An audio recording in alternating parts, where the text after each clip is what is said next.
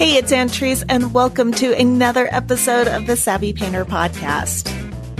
This episode is sponsored by Trekell Art Supplies. Trekell offers sensibly priced art supplies conveniently shipped right to your door. At Trekell.com, you'll find their own line of handmade panels and brushes, plus oil and acrylic painting supplies.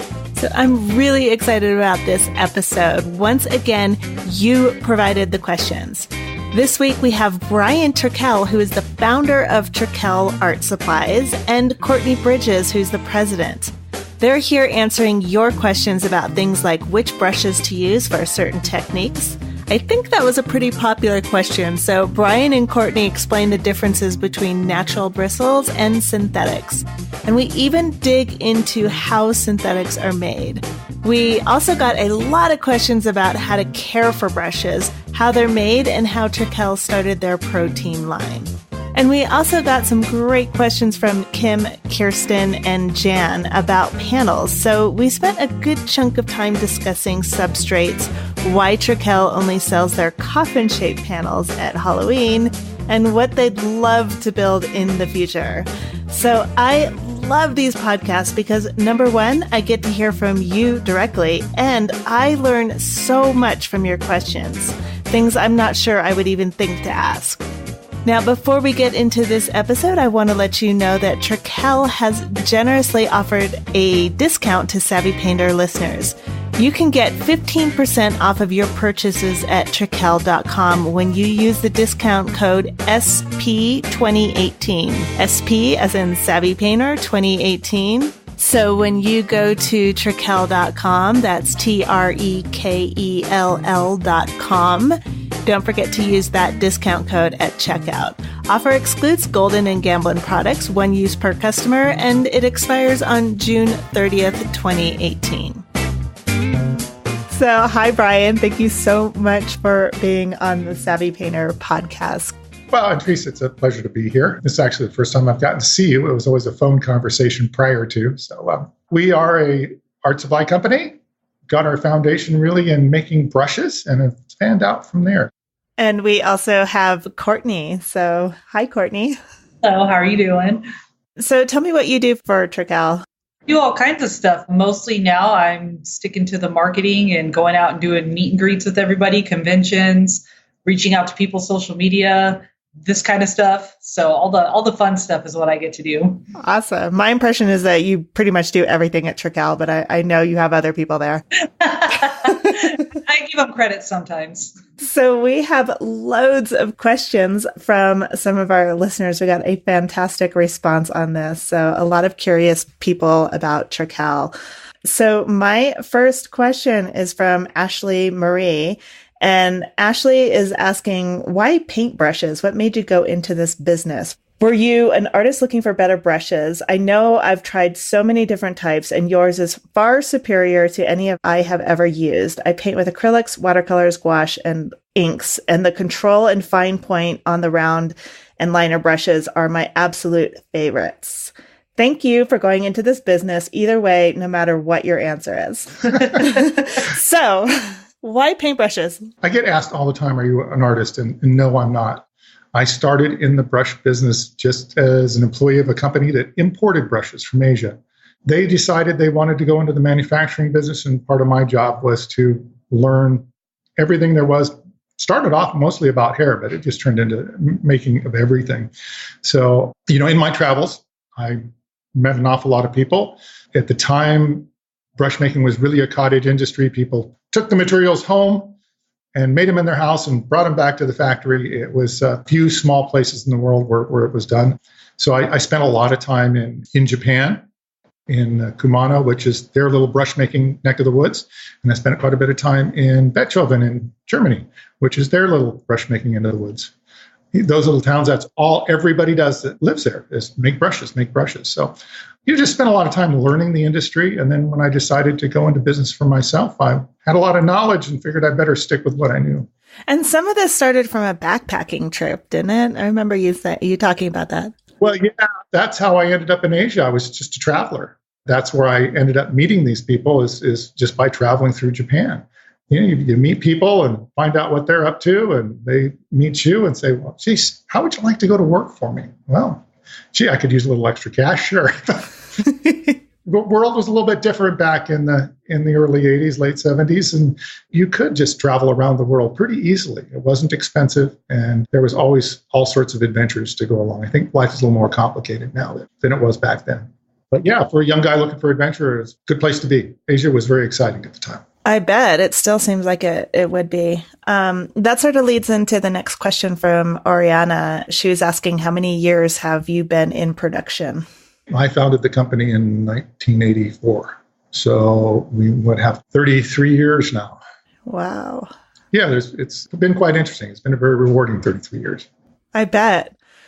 So Boston wants to know, and Boston, I think this is the Academy of Realist Arts in Boston.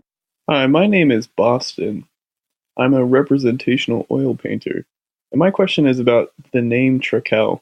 Where did it come from? It is my last name. But anyway, I promised you the story, so I'll give it to you. And I'd always wanted to be in business for myself. And you come up with these, what do you name your business if you really want to be in business? How do you go about that? But I got the idea, basically, I was living in Hong Kong, and I was reading the book Taipan, which was about the history of founding time, fictional history, we'll say.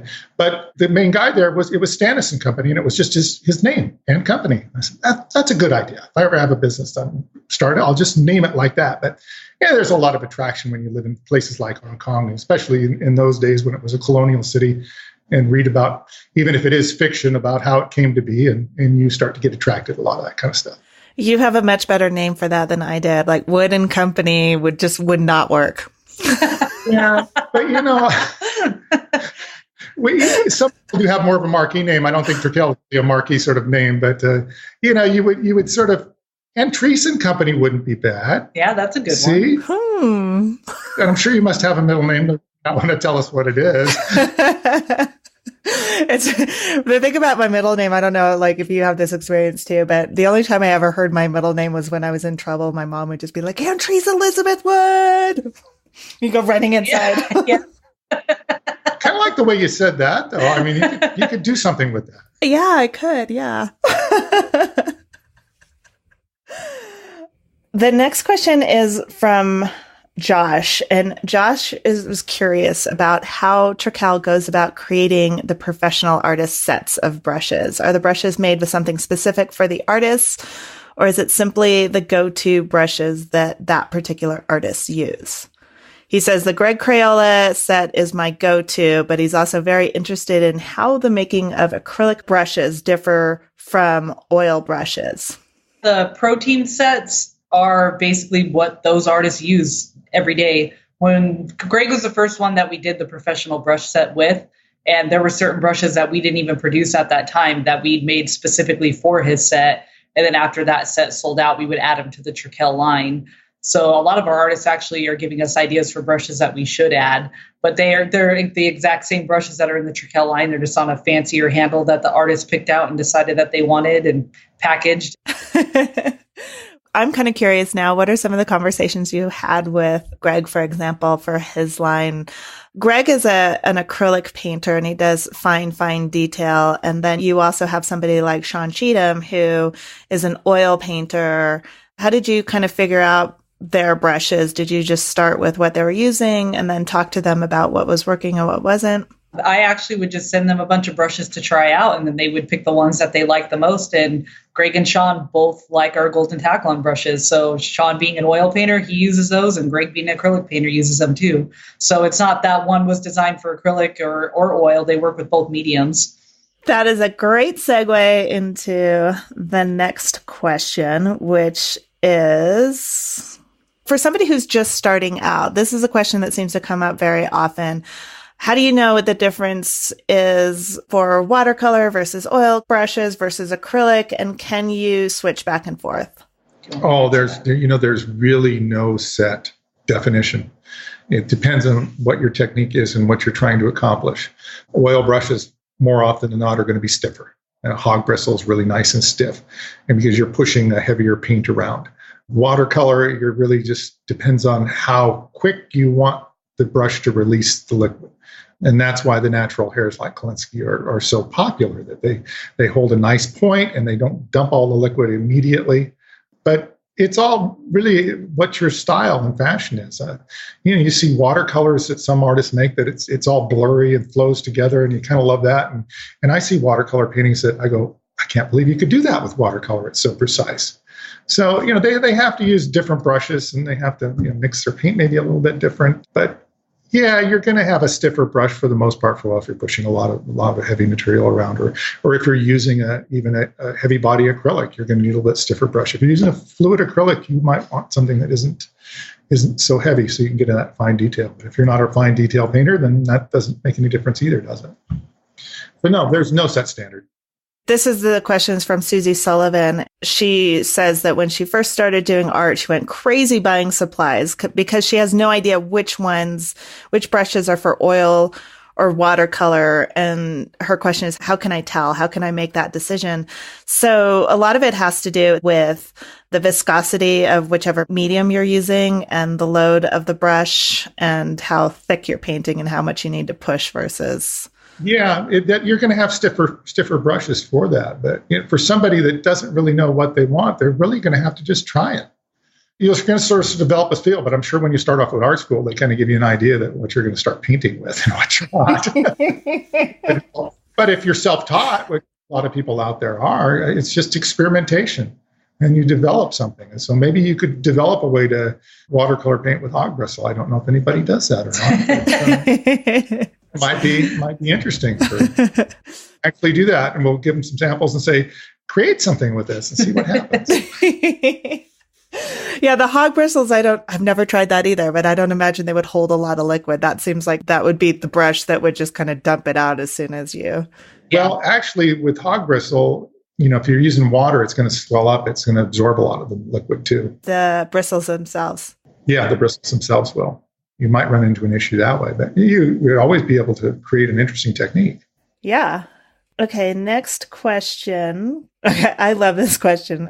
Hi, my name is Aaron Johnston. I'm an oil painter from Salem, Oregon.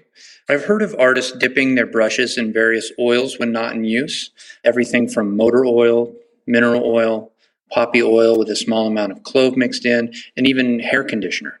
What are your thoughts on this practice?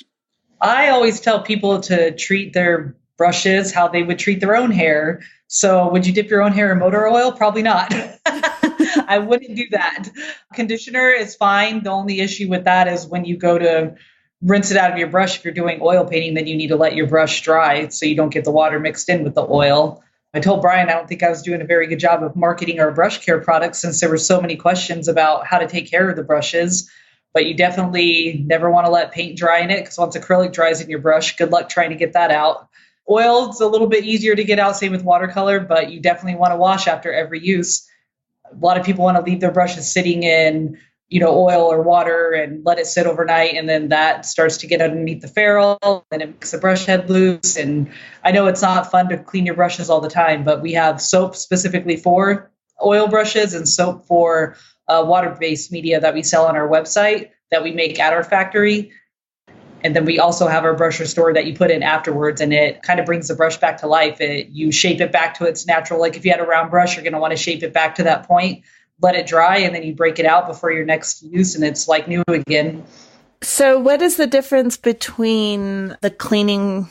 You said you have products for oil and watercolor. What is the difference between those two? The linseed oil soap has linseed oil in it to break the oil paints down better. So when you're washing them out, it'll break it down a lot more. And you wouldn't want to use an oil-based soap with acrylic. It just wouldn't work with it very well. Okay. This is a similar question, but Kathleen Newman, I know Kathleen. Hello, Kathleen. Kathleen Newman is asking, somewhere I read that it's possible to dip old splayed sable brushes into just boiled water, meaning like just barely at the boiling temperature, and it will reset them back to their point. I've tried this a few times and it's worked really well. Before I try this out on expensive brushes, is this a good idea or will it damage them further? So I guess that kind of underlying question is pretty hot water. What does that do to a brush? I wouldn't do that. Part of the whole natural hair dressing process is using heat to get things to straighten out. And when you put Kolinsky brush in water, it's going to want to kind of splay out and do all sorts of things.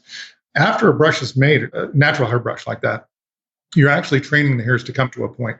And we'll use a starch material to do that. And quite often, you might starch it, let it dry, knock the starch out, starch it again. And you're actually trying to draw that in, you're training it. So it's really good when you do clean them to get them back to a point. You don't really want to wash them and then fluff them up and let them just dry all fanned out. You want to try and keep that point trained. Then when they're wet, they'll stay in that condition. But you really don't want them to dry. You'll even see hair sometimes it'll start to get even a little bit wavy if it dries all bushed out. So using the heat might not be the best thing to do. If it worked for her, great. But really, it's really putting on a little brush restorer conditioner type to it to keep that point there when the brush is not being used. So that is the sort of starch that you were talking about that pulls it back into its normal or its desired shape, let's say. Desired shape would be the better word, yeah. And when you do that, you can just directly go to paint. Does that affect any of the paint properties? Or Courtney mentioned that you would, if you use conditioner on your brush, hair conditioner, that you would definitely need to rinse it out before you paint.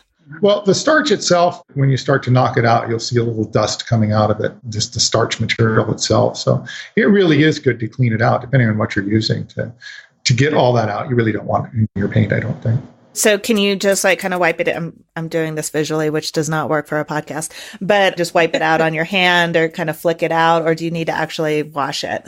I would actually recommend washing it out. Okay. Especially if you're working with a water-based medium. And if you were working with an oil-based medium, you could probably rinse it out in whatever sort of brush cleaner or solvent you're using, so you don't have to let it dry. But you do really want to wash it out. So you can wash it out if it's oil-based with a solvent, if it's water-based, just with water. So just give it a good rinse before you actually use it. Okay. The next question comes from Ashlyn Bush. Ashlyn says, something I've wondered about several times is whether a specific type of wood is better suited to making brush handles and why use wood at all. When I first started out painting, I made the mistake of leaving my cheap brushes in water. I've done this so many times. The wood swelled up and the enamel coating on the outside split and started flaking off. So why is a potentially absorbent material, wood, preferred over something like metal or plastic?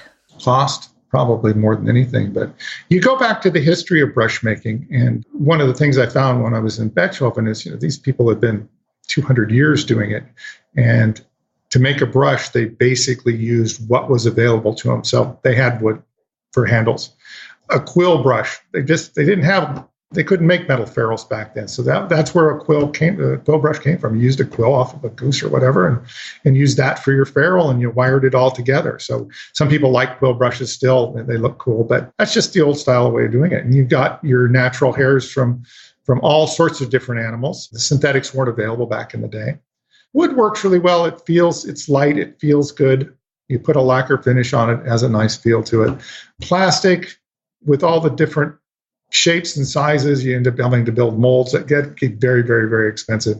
When you're making wood handles the way they're made in a sanding machine, it just requires a little plate to vary the size and the shape of the handle quite a bit. So it's still very effective for what we do. I don't see a lot of plastic handles out there. Plastic always seems to be cheap too. But no, the getting your brushes to swell up, I've never really run into that problem or complaint before. So when you're painting in acrylics, it made me think of this because it's been a long time since I've painted in acrylics. Artists have a tendency to leave their brushes sitting in the water because, like Courtney says, once acrylic dries in the brush, it's almost impossible to get out. Although I did find a way to get it out. It just sort of changes the brush a little bit, but it works. You can soak it in rubbing alcohol. If you soak a dried acrylic brush in rubbing alcohol, it comes completely out. But then the hairs feel so weird. It must completely dry it out. I'm not sure what it does. Probably did.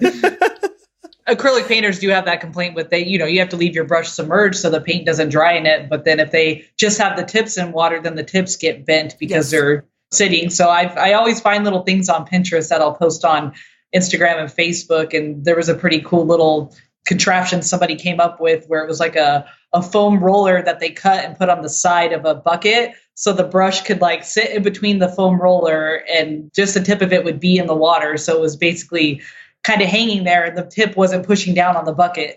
Interesting. That's a good one. Yeah, acrylic, that's I ran into that all the time. I go through when I did paint in acrylic, I would go through brushes like crazy because I'm really mean to my brushes. Unfortunately, yeah. I'm getting better. I'm getting way, way better. You learn to take care of your gear, but like I think every artist goes through this period where you're just like, I just bought this brush 2 weeks ago. Yeah, brushes can last for a long time if you take really good care of them. Well, you learn, like, the thing that I found, I don't know if you guys agree with this, that destroys a brush the fastest is doing that, is leaving it, whether it's in oil painting solvent or water, but just the fact that it is tipped down and the weight is on the tip. And if you leave it there for extended periods of time, like I did when I was like stupid, your brushes just get destroyed so fast and then you learn. Yep. Yeah, it's always time consuming to sit there and wash all the brushes out and take care of them every day. So I get why people just kind of forget about that part of it. The next question is from Guy Long. And Guy, speaking of handles, Guy has an aesthetic question for you. Hey there, my name is Guy. I've been using your brushes for about 4 years. And when I first started buying the Legion handles, they were an all natural color with a gold stripe and black tip on them. Now all your brushes are black with a silver stripe. And I'm just wondering, why did you change handles? Thank you. Brian let me take over the line and told me I could do what I wanted with it. And I decided that I liked that look better. And all of our lines used to have a different color. Some were solid green, some were green with a gold tip on them, some were a clear handle with the gold tip. So I decided just to take all of our brushes and make them all the same color. So it has nothing to do with the functionality of it. It is in fact purely aesthetic.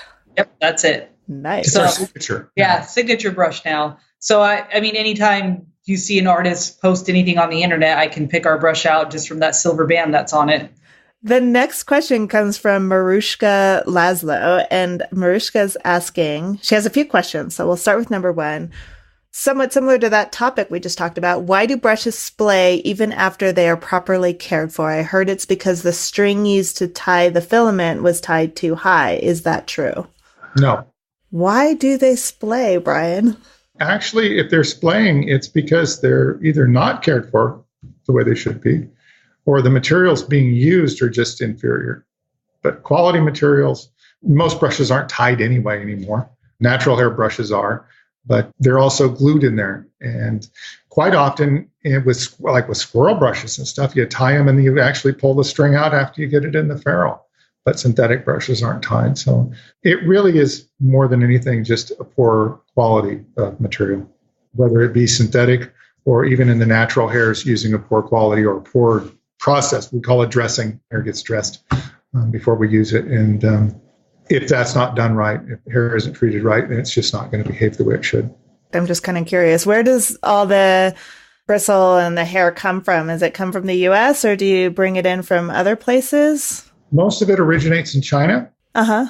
And then the Chinese don't really process it all that well. So they'll process it and then it'll go to a European hairdresser that reprocesses it again to make it of a quality that we're willing to use.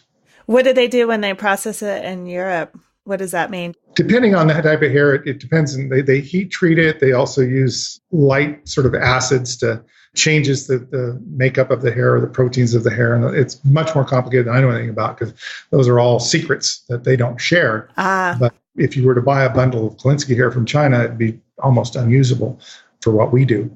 And that's what they end up buying. And then they reprocess it to make it into stiff, nice stuff. Gotcha. Chloe is asking how the quill mops are made and what is the history of this brush. Their design is so antique and handmade looking.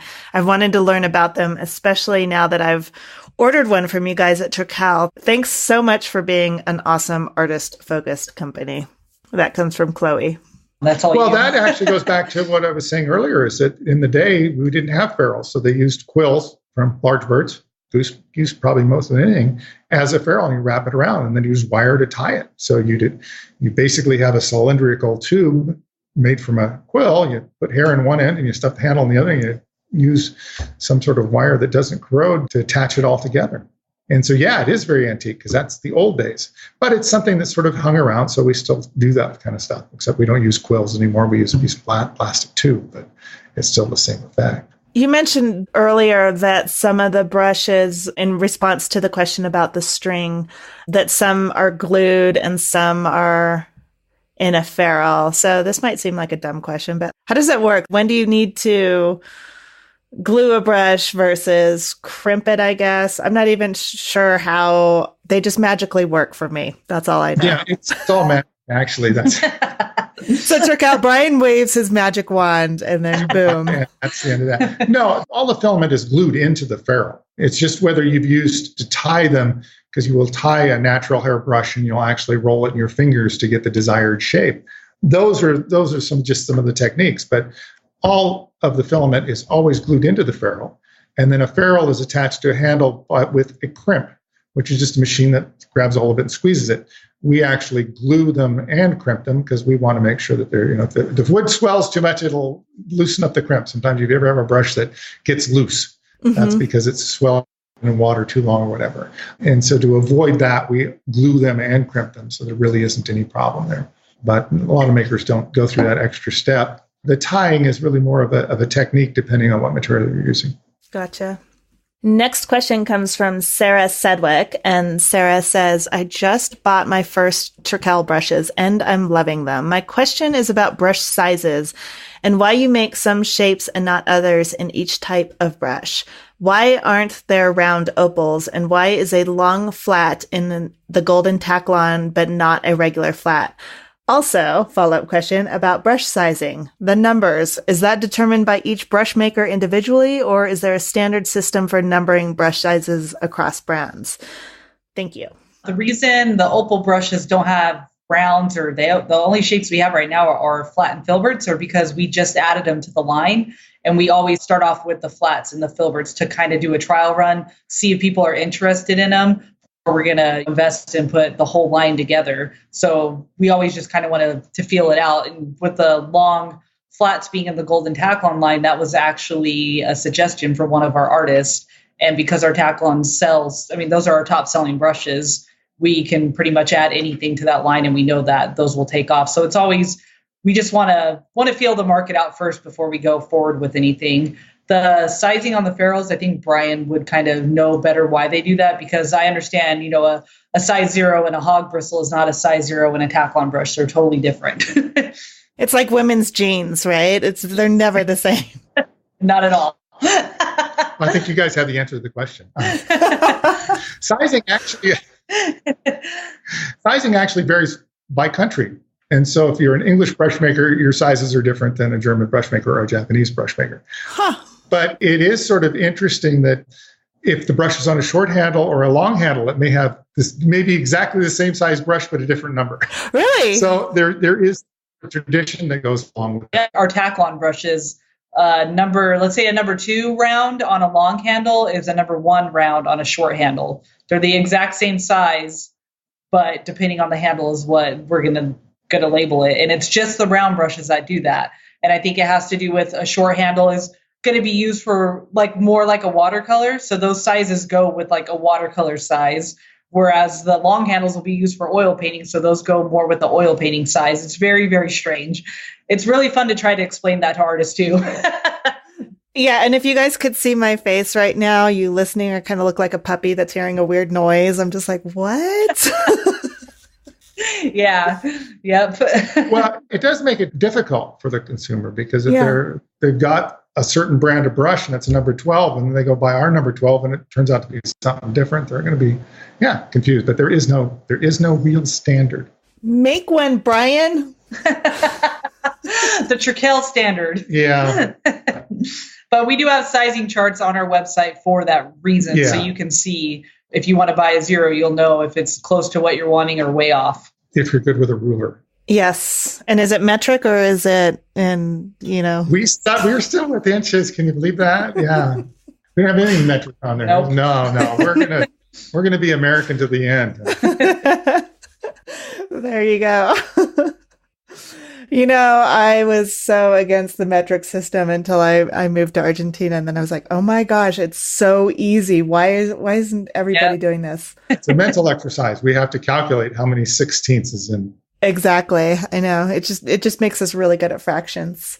Yeah.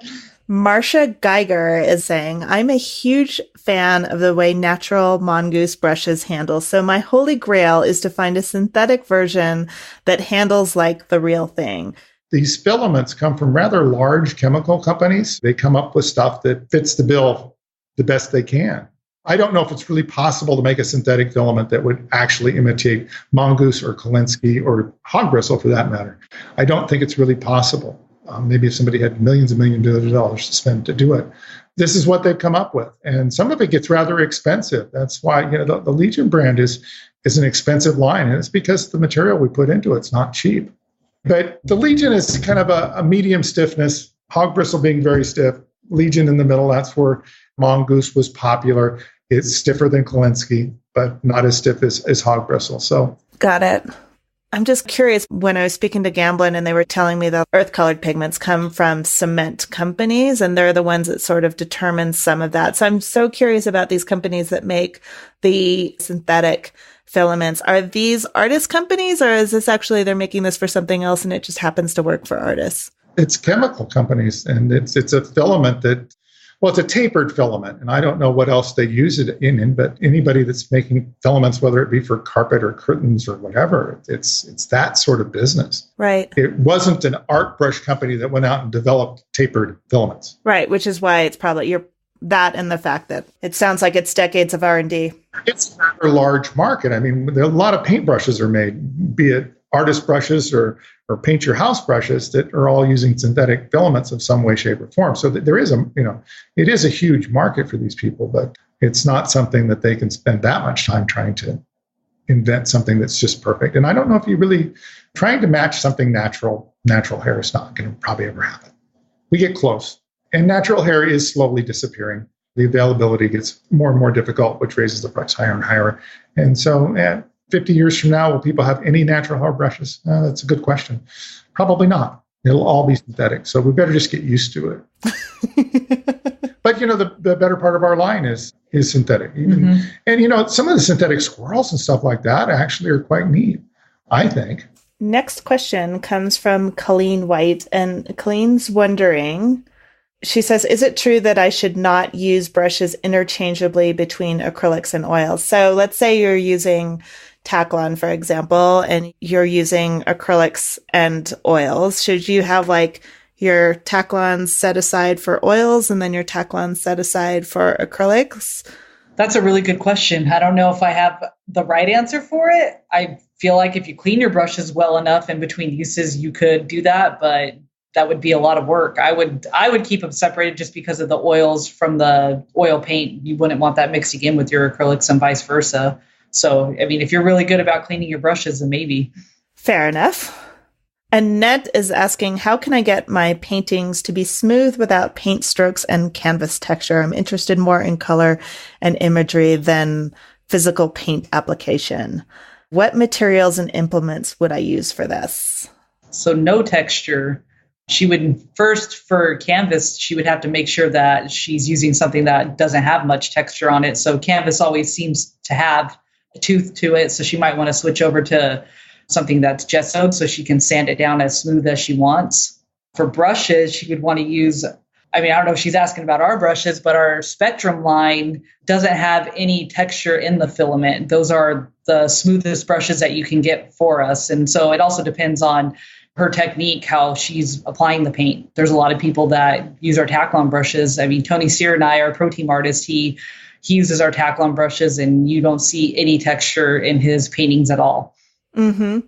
And I think it's going to have a lot to do with the consistency of your paint and what mediums you mix with that too. So it's sort of like a 3-part answer. It has to do with what you're painting on, what you're painting with, and then the brushes that you're using. Yeah. You could paint on that traditional gesso. That gets awfully fine and smooth. Oh, yeah. But there's a lot of work in preparing panels for that. So. Yeah, and I've often found that just personally, when I want a smoother type of painting and I'm painting on canvas, then a lot of times I'll apply another layer or two of gesso over the canvas. And I'm doing that with a palette knife or something like that allows me to push the gesso into the grooves of the canvas. And then I'm sanding just very lightly in between. So that's just one way to prepare a surface, or, even better or simpler than that would just be to use a gessoed panel without canvas, because then you would not have much of a tooth to it. Yeah. And we sell those too. We have questions about panels coming up too. Strangely enough. It's amazing. I mean, we got so many questions for this. I know there's going to be many, many that we don't get to. We could turn this into a regular program and chat with the brush maker. And yeah. I hope you're enjoying this Q&A with Brian Trekell and Courtney Bridges. Like Brian said, Trekell has been obsessed with the art of brush making for over 30 years. And now they're applying that same obsession to professional grade panels and floating frames. And they make everything right here in California at their Hesperia factory. Greg Crayola Simpkins is one of Trekell's pro team artists, and a while back I asked him to share the story of how his dad developed the panels Trekell now makes in their factory. And I thought this would be a good place to hear Greg's voice about how exactly that happened. My dad was making my panels since I was like 18 and went through all the ups and downs of what materials we should be using. And my dad had a really good sense on what to do with those things. He was an engineer by career, but he was a carpenter for fun as a hobby at home. He always made stuff. And, when Trekell we started talking to them about it, they're like, well, maybe your dad will show us how he makes it. And they sat down and he took them to his workshop, into his garage. He took Ian over there and he just showed them what he did. And Ian took and enhanced on what my dad does, or what my dad used to do. He doesn't make them anymore. He's gotten a little bit older. But Ian stepped up what my dad was doing even and made some really beautiful panels. And my dad's all excited to see what they've done. And I just thought to throw my dad a bone, just to throw his name on the back of every panel. Like he used to put a branding mark on all my panels he made. So it said handcrafted by G.H. Simpkins, which is him. Everybody sees that and thinks it's me. I'm like, no, that's my dad. That's my dad's initials, George Henry Simpkins. And so at Trekell, they put the little stamp for my dad on there just out of respect for him and just sitting down with them. So it was like a little thing I wanted them to honor my dad with. And before we get back to Brian and Courtney, I just want to let you know that they have generously offered to you, Savvy Painter listeners, 15% off of your purchases at Trekell.com when you use the discount code SP2018 at checkout. So go to Trekell.com, that's Trekell.com, to take advantage of their offer. The discount code, again, is SP2018. Offer excludes Golden and Gamblin products, 1 use per customer, and it expires on June 30th, 2018. Now let's get back to Brian and Courtney. Okay, let me get to the next question. Similar about technique. Any recommendations on how to soften edges with wet on wet alla prima painting with oils? The paint surfaces can get fairly thick when I work this way. I don't like the color that blending creates, but they want to soften more edges. So he's saying mostly I use 4, 6, and 8 bristle flats and Egberts, and I like the spring of Bristian synthetic flats and long filberts, but they leave an edge that is too hard. He must have not seen the video that we did with you when you used our goat mop brushes. That is a great way to do it. Yes. But yeah, definitely those goat mop brushes are awesome for softening edges. And it doesn't really blend the colors like he's complaining about not wanting. It really does just soften those edges slightly. Yeah. And I think that, again, is going to have something, if I can just jump in as... Of course. I'm just going to start answering the questions. But again, that has to do with alla prima painting. A lot of times people tend to work very thickly. And so the mop brushes do allow you to sort of pull that thick paint over what you have next to it. So that's sort of a nice little trick. And then otherwise, I would say maybe thin out the paint a little bit with some medium might help with that. But if you want a soft edge, you're going to be probably using a softer brush to achieve that. Thank you. So the next question comes from Kim Vanderhoek. And Kim says, I recently started using Trekell's gesso primed Baltic birch panels, and she really likes the painting surface. Her question is, do I need to seal the wood on the backside of the panel to prevent possible cracking? Is that something I should be concerned about when wood is the substrate? Our panels are already sealed all the way around, so she shouldn't have to. Yeah, if they're gesso. If you buy just a raw panel, it's not sealed. But yeah, you want to seal the backside, but if you've already got it from us, it's sealed with the GAC 100? Yes. Yeah, we use Golden's GAC 100 to seal our wood panels and our hardboard panels before we put the gesso, oil ground, linen, anything on it. So they're already sealed for you when you get them. Front and back, the whole thing is sealed. Yes. Kirsten is asking, will you ever have larger coffin-shaped panels and sell them year-round? So tell me a little bit about these coffin-shaped panels and when you sell them for people who don't know this. We actually had an employee that said that he thought it would be a good idea to try out some coffin panels. So we did it. Once we started up our wood shop, we were maybe up for 6 months, and we just kind of did it to see what would happen. And it's some of our top selling panels now. We started off with one size, and then the following year we added another size, and we've already talked about possibly doing a jumbo size and a mini size for next year. We only sell them in October. For Halloween then? Yes. Ish.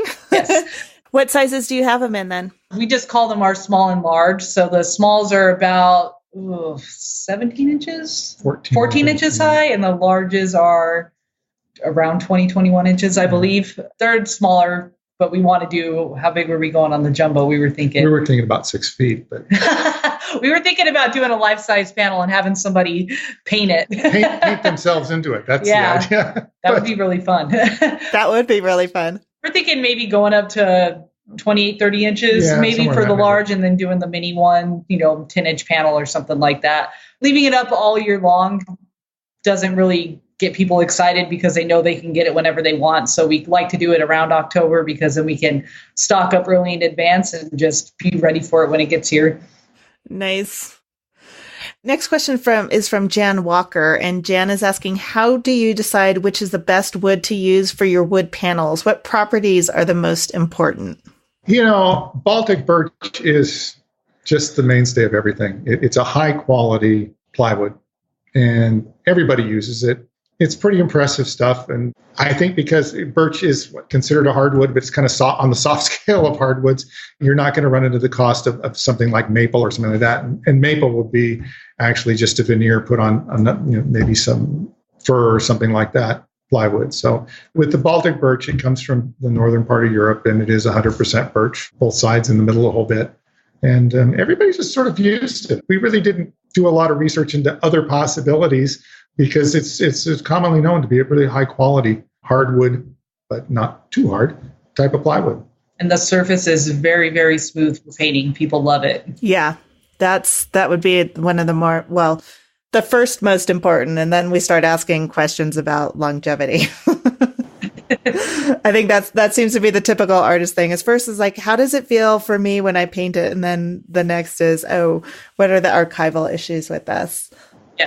Yes. So you guys make birch panels, and you have gessoed panels, you also have canvas panels, and you also have aluminum panels. Is that correct? Can you kind of run through the line of your panels just so we get like an overview of it?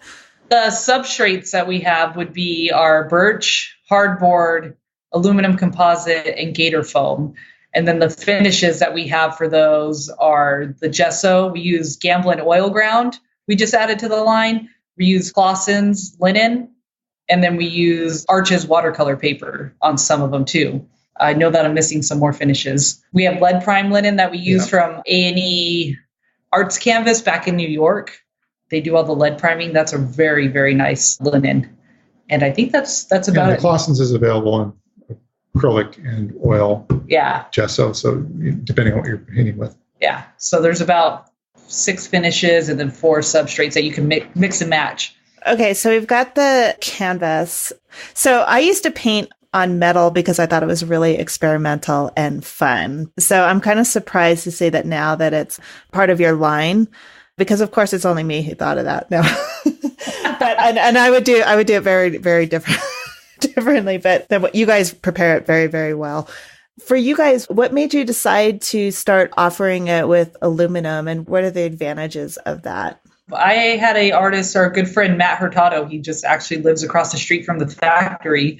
He came down with an aluminum panel that he'd been painting on and was like, I think you guys should add this to your line. It's really awesome. So we kind of looked into it and we got it in the factory and started putting the linen on it and gessoing it, and we agree with them. I mean, it's so archival and it's not going to warp. And if you drop it, you might kind of ding up the corner, but you're not going to break it like a wood panel or a hardboard panel. They're so durable.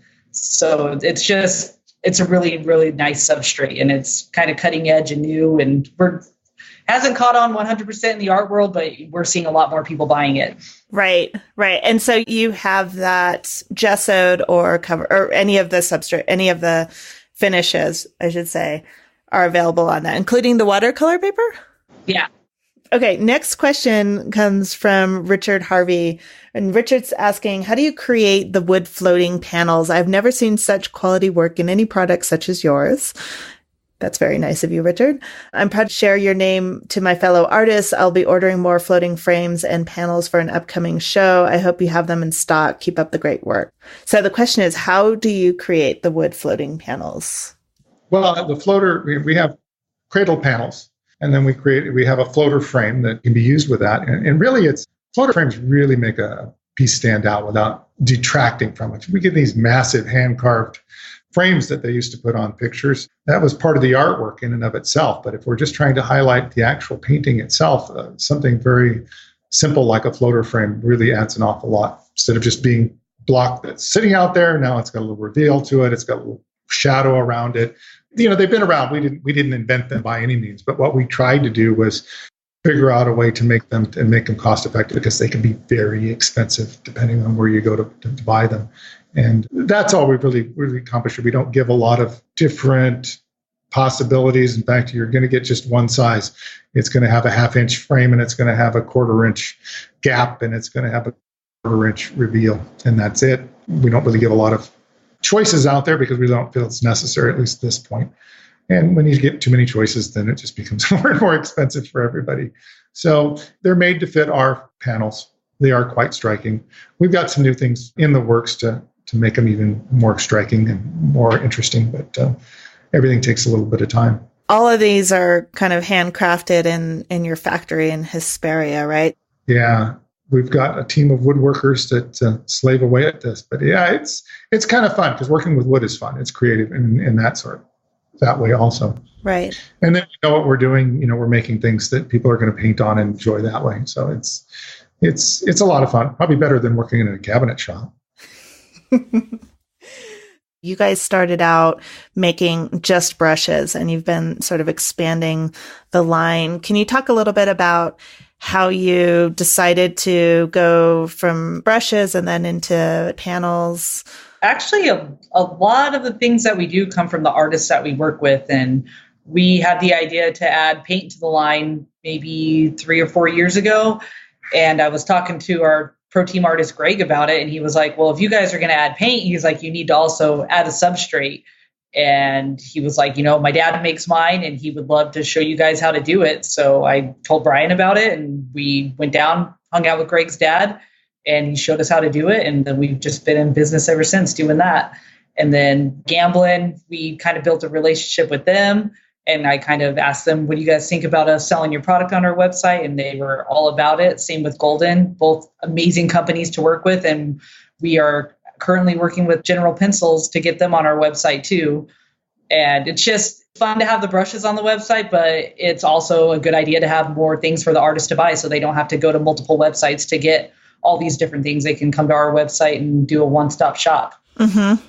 That is fantastic. Pretty much everything we do is based on feedback from artists that said, you should probably look into this. You told me a story about when you were running Trekell out of your apartment in Brea, and you would go visit artists and talk to them, and actually sit there and talk to them about the brushes and sort of change the brushes based on what they said. And I really love that story because it kind of shows how much you as a company are willing to listen to artists and hear what they have to say about using your product and sort of adapt to their needs. Yeah, we've always tried to stay connected to the customer in that sense. And it's still actually a real driving force behind the way we run the business. It's not what we want. It's what the customer really wants and trying to fill their needs.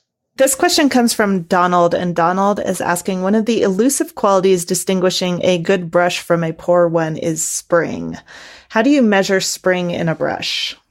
I really don't know that we ever measured spring I know how they do it. I learned this trick a long time ago. You rub it on your chin. You rub it on that's how you determine the spring. You rub it on the chin. You get natural Kolinsky hair. And as I learned this from a guy that was a hairdresser back in the day in Grumbacher and Hell's Kitchen in New York and all that. And they're all, what was his name? Can't remember it right now. But if I do, I should tell you because it's always great to drop names like that. But yeah, I'd always test hair by the feel, and you do it on his chin for Kolinsky hair. And that's because you want that snap. And so you kind of feel that it's too soft. Of course, obviously with squirrel, there is no snap, but with Kolinsky and that sort of thing, it is. Now with synthetics, it's just a different diameter. A bigger diameter is going to be stiffer. And if you want something in between, then we actually blend different diameters of hair, of synthetics, to create a certain amount of spring. But with natural hair, that was the trick. He'd rub it on his chin. That's really funny. I used to do it. I've forgotten about that, but I used to do it on my cheek. Yeah. And I'd always kind of look around. I'd be in a store and I would just kind of look around first to make sure. What are you doing with that brush? With that it's not a makeup brush, but I would always, and then I would flick them before I buy them because it seemed like sometimes, especially when I was in art school and I was buying the cheapest brush possible, but if you flicked them, they're always delivered to the store with perfectly shaped. And if you flick them and all of a sudden they splay, then I'm like, yeah, that's probably too cheap, which would happen. And then you put the sleeve on and all the hair goes down over the ferrule. And it's right. Exactly. Yeah. They put the sleeves on and then it's kind of like this. Yeah. Broken out. This comes from Dennis Hayes. He says, I know nothing about the history of making brushes, but I have to believe that from the first brush ever made, that animal hair has been the main component for the bristles. I live on a farm with a donkey and several long-haired Great Pyrenees guard dogs. I have fantasized about making my own brushes from the hair from these creatures. The donkey brush would be stiff. The brush from the dogs would be a luxurious mop. I guess my question is, should I try to make brushes from my critter's hair? And do you use any animal hair in your brushes? Okay, well, we do use animal hair. We do use natural hair, of course, and the Kolinsky and the sable and the bristle. Gosh, there is so much else out there. Horse body hair is a real big thing in makeup. Of course, we use goat too. Goat is a big thing, and of course, because of the softness and makeup. They use squirrels. Ox ear hair, that's always an interesting one, which sometimes is referred to as sabeline. That was only the hair out of the cow's ear. I don't really know what that was about. You don't see that around anymore. I think it's just because it's synthetics that replace so much. Mm-hmm. What else? There was always referred to as camel hair. There was no camel hair in it. It was kind of a blend of different things. But yeah, they also referred to camel hair. It was kind of a cheap stuff, but no camels involved in that. But no, it'd be pretty difficult to try and... Because of the treatment that you described earlier, or... You got to get it all going in the same direction. So hair, dressing it all out would be difficult. So no, I probably wouldn't recommend. If you want it just to hang around and as a little souvenir, but it probably wouldn't be a very good brush to use. His dogs would suddenly become very suspicious of him too. Yes. Elaine Strutz is asking, what's the most versatile kind of brush if I wanted something that could withstand oil, acrylic, and watercolor? What would you say is the most versatile brush? Our tack-on brushes they're it. They work with all mediums. I got to say, I was really impressed with them. Yeah, so that's the brush she's looking for right there. They're not super stiff. They're right there in the middle, so they'll work with everything. They hold enough water for watercolor. It's not going to be as much as a natural hair brush, but we still have people that prefer that over Kolinsky for watercolor. And would that make this next question from Jackie a lot easier to answer? Which brush line is the most popular? Yep, that was it. Golden Taklon. How many hairs are in your brushes? Oh, that's great, because we actually have a brush that we used to count. It was a striping brush, and what was it, 12? 16. 16. That's the only brush that we counted out the hairs for. We wanted them very consistent, and so we take it with long Kolinsky. It was a Kolinsky striping brush. We count out 16 hairs, put them in a ferrule, get them all even, and crimp the ferrule because you flatten out a little bit. That is great. Because 16 is not very much, but yeah, that was the only one we ever counted. Yeah. Everything else is done by feel, and I'm sure there's quite a bit of difference if you were to actually start to count the hairs. But gosh, you think about a brush, boy, even counting the hairs would be a nightmare. But there's got to be a lot of hairs in a brush. There's got to be, yeah. We still do that. Yeah, we do. We still have people counting them. Chad Jones is asking, if you could make brushes for and would be exclusively used by one artist no longer living and one artist currently working, who would you choose and why? Van Gogh. Just a lot of brush strokes there. And I've always kind of liked that. It looks like you can see the bristles from the bristle. It's the stripes as they do a lot of that. Right? I do like that. I guess as a brush maker, you want to see your little signature in there a little bit. The first artist I ever took interest in, I know it's cliche, but it really was like the first artist that I saw that I was just intrigued by his artwork was Salvador Dali. I've always loved his work. It's always fascinated me. So yeah, I would, and I'm sure he'd be a really fun guy to work with too. He'd be so interesting, I think, to yes, sit down and talk to. Oh yeah. Shakar is asking, who was the first person to officially join the Trekell Pro team? There was actually 4 artists that joined all at the same time. I would say, though, the first artist that we worked with closely was William Whitaker. He was teaching at BYU, and he started recommending our brushes to all of his students. And the lady that dealt with the artist before me, she kind of built a relationship with him, and we started working with him. But the 4 artists that we officially added to our pro team when that came out was Greg Simpkins, William Whitaker, Dabs Mila, and Glenn Arthur. Nice. Now we've grown to about 11. I think we're up to 11 pro team artists right now. Fun. Yes. That must be, I just keep thinking that must be so fun to them to just be like, okay, what is because that would be a hard thing to kind of choose and to decide is what is my signature line of brushes? Yeah. Yeah, they really get excited about it. And it's fun to see them put it together because once they have their name on it and it's out there, they're so proud, and they should be. I mean, they're amazing artists and they deserve to have a brush with their name on it. Mine would be Mark Ryden. Ha, that's a good one. Would love for him to use our brushes and him have his own brush line. This is from Leroy.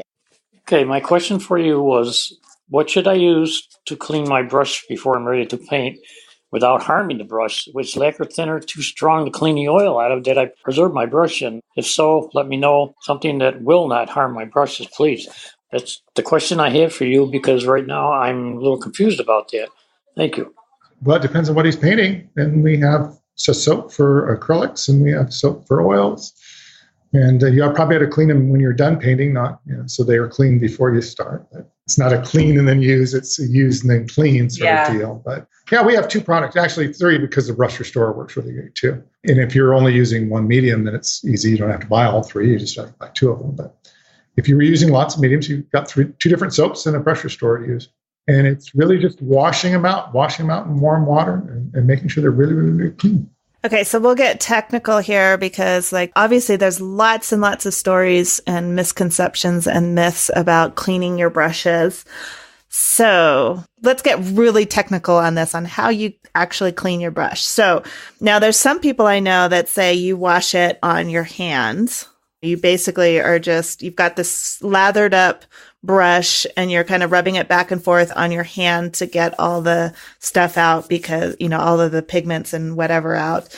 Some people get really weirded out by that because they feel like they're rubbing chemicals into their hands.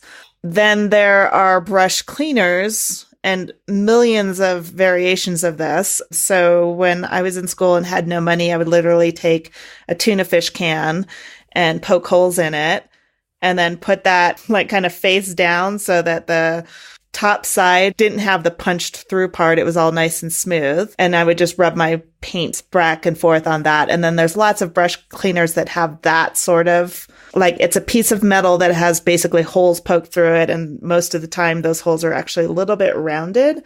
And then you have what I think is the worst, which is effectively like a wire cage down at the bottom almost. So it like, and that I've like in my personal experience, that destroyed my brushes almost as much as just leaving them in turpentine or something really toxic. Yeah. I mean, using your hands is the best way to get it out. I mean, you could always put gloves on if you don't want the pigment to get on your skin, but that is a good way to work it out. I mean, if you get our soap, it's in a big enough tin that you could just put the brush in there and rub it all over the soap that way and then run it under the water and go back into the soap and do it again. But you got to work all that pigment out. We have a video, it's kind of old now, but where William Whitaker shows how he cleans his brushes. And after he gets most of the pigment out of the brush, he does this maneuver where he holds the ferrule at the top of the brush and at the top of the ferrule, and then he holds the bristles, and he does this maneuver where he moves the ferrule around and it brings all the paint out of the ferrule as well. I've never seen that move. Yeah, it's a good one. And you can see when you're doing it, when you're moving that brush around, you're holding the hair, but you're just moving the very, very top of that ferrule around, and you can see the paint just coming out. So that helps from the paint getting dried down into your ferrule, and that also causes brushes to splay after a while too. Yes, that's probably my leading cause of, okay, this brush is dust. I need to toss it or just use it for like pounding things and be really mean to it. But yeah, like that's getting it out of like when it sinks down into the ferrule over time, that seems to happen to me inevitably, even when I am good and clean my brushes. Yeah. And no, I don't think rinsing is going to get that out of there. So that maneuver that he shows in the video really does help a lot, and that will make your brushes last a lot longer. Okay. So we'll put that video, I'll get a link to that video and we'll link to it in the show notes. Okay. Sort of on that note, Isabel was asking about how to use the brush restorer. The jar has instructions, but I want to know that I'm doing it right. So do you have a video demo for that also? Well, yeah, that's in that same video that I was just telling you about with William Whitaker. It shows him washing out his brushes and then putting the restorer in it. So, I mean, basically you just, after you wash your brush out, you dip the head of the brush into the restorer and kind of work it into the bristles, get it all throughout the whole brush, and then you're going to reshape it. So if it's a round brush, you're going to want to reshape it to that nice point and then let it dry in there. Flat brush, flatten your brush out and do that. This one's from Jennifer, and she says that I just started using water mixable oil paints, and I was wondering what brushes would be best for me to use. I've been painting with acrylics for 8 years, and I have just recently used a decent brush, and it made all the difference. I don't want to waste time on mediocre brushes anymore.